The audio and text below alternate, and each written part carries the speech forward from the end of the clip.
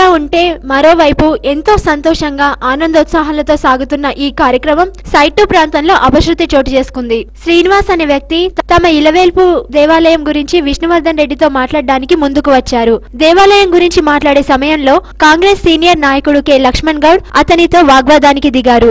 దీంతో ఇద్దరి మధ్య మాట పెరిగింది. లక్ష్మణ్ గౌడ్ శ్రీనివాస్ ఛాతీపై గట్టిగా చెర్పులు చేర్చారు. దాంతో పాటు అసభ్య పదజాలంతో దుర్భాషలాడారు. ఇదంతా ఎమ్మెల్యే విష్ణువర్ధన్ రెడ్డి పోలీసుల ఎదురుగానే జరిగింది. అయితే విష్ణువర్ధన్ రెడ్డి వారికి సర్ది చెప్పడంతో గొడవ సద్దుమణిగింది.